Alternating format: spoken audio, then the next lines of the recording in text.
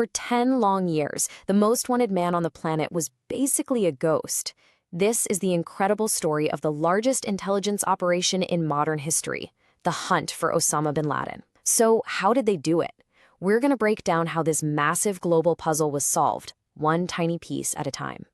But let's actually start at the end. Picture this. It's May 1st, 2011. Inside a command center, the NSA's director of operations is listening to a live feed from a secret raid happening halfway across the world in Pakistan. And after years of maybes and what-ifs, one thought cuts through everything. Oh my gosh, he really is there. So how did they get to that moment? That's the big question, right? After a whole decade of searching, how did the most powerful intelligence agencies in the world find a man who had completely and totally vanished off the face of the earth? Well, that's the puzzle we're going to put together today. All right, to really get what a massive challenge this was, we've got to rewind all the way to the beginning. Right after 9/11, the entire U.S. intelligence community was staring down an enormous problem. Their number one target had, for all intents and purposes, become a ghost. You see, early on, Osama bin Laden was a pretty standard SIGINT target. That's signals intelligence. The NSA could actually track him using his satellite phone. They had a direct electronic line to him. But then, a media leak blew their cover and exposed exactly how they were tracking him. And from that day on, bin Laden went completely dark. No phones, no email, no internet. He just disappeared from the grid. So what do you do when your target goes completely dark? When there are no digital breadcrumbs to follow? Well, the entire strategy had to change. The hunt for bin Laden wasn't about technology anymore. It was about finding a single person. And this new strategy was built on something called the Courier theory.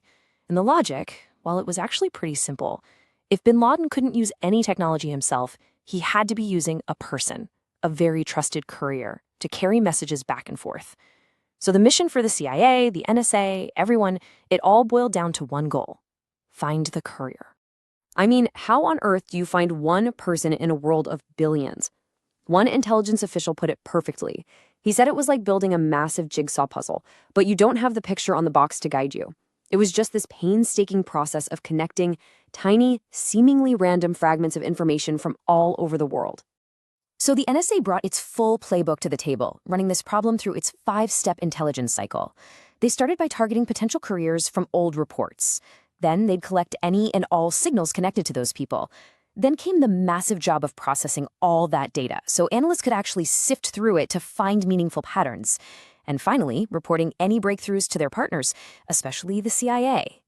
And then, after years, literally years, of chasing down false leads and hitting dead ends, it happened. The puzzle pieces started to click into place. Little bits of intel from detainees, from human sources on the ground, and from signals intelligence all started pointing to one guy, a man with the alias al-Kuwaiti. And just like that, they had a name. Okay, so now they have a name. And this changes everything. Suddenly, this global high-tech hunt becomes incredibly local and low-tech. The mission got way simpler. Follow the man. So you have a CIA team on the ground in Pakistan, and they're tailing this guy al-Kuwaiti. And one day, they follow his little white Suzuki SUV, and it leads them to this really strange, very large compound in a residential neighborhood in Abbottabad, a city that, by the way, is home to Pakistan's top military academy. And the compound itself was just weird. I mean, it had these massive 18-foot-high walls with barbed wire on top. There were 7-foot privacy walls on the balconies. No phone lines, no internet connection going in. The people inside burned their own trash instead of having it picked up. And maybe weirdest of all, satellites spotted a tall figure who would just walk back and forth in the courtyard for hours, but never ever left the compound. They nicknamed him the Pacer. And to give you a sense of the paranoia we're talking about here, get this. The courier, al-Kuwaiti, would drive 90 miles away from the compound just to make a phone call. Then he'd take the battery out of the phone for the entire drive back. Every single sign was screaming that someone incredibly important was hiding inside. But here's the catch. All of this, it was circumstantial evidence. They had a lot of smoke, but no definitive proof that the Pacer was actually bin Laden. And this created an absolutely massive dilemma for President Obama. So there were basically 3 military options on the table, and honestly, none of them were great. Option 1, a B-2 bomber strike. Just flatten the place. But you'd destroy all the evidence, and you'd never know for sure if he was there. Option 2, a more precise drone strike. Still, a high risk of civilian casualties, and again, no definitive proof. Or option 3, send in a commando team. That was the only way to get eyes on target, but it was by far the biggest risk to American lives. And the stakes were just astronomical, because the certainty wasn't there. The CIA even brought in a red team to poke holes in their own theory, and that team concluded there was only a 50-50 chance bin Laden was actually inside. I mean, think about that. The biggest decision of a presidency, and it's literally a coin flip.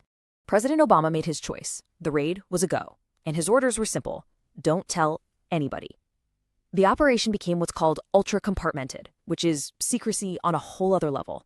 To give you an idea, on the actual day of the raid, fewer than 50 people at the entire National Security Agency even knew was about to happen. And so, under the cover of a moonless night, Operation Neptune Spear was launched. A team from the legendary SEAL Team 6 was given one of the most critical missions in modern American history. Just after 11 p.m., 2 specially modified stealth Black Hawk helicopters took off from a base in Afghanistan. They slipped across the border into Pakistan, completely undetected. And at 1 a.m. local time, they arrived over the compound. The 10-year hunt was now just minutes away from its conclusion. And right away, disaster. Due to unexpected air conditions, one of the state-of-the-art helicopters lost lift and crash-landed right inside the compound walls. Just like that, the element of surprise was gone. The entire mission was in serious jeopardy from the very first minute.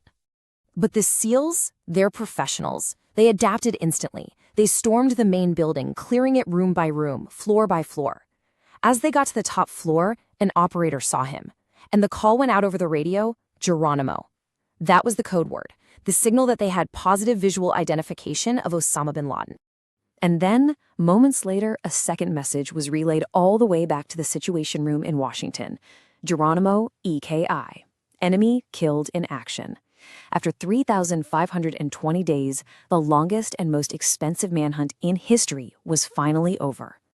You know, the operation was just a stunning success, built on a decade of sheer persistence, incredible innovation, and, most importantly, collaboration between so many different agencies. It really redefined what was thought to be possible. As a former director of the NSA later said, "If you want the impossible, come to NSA."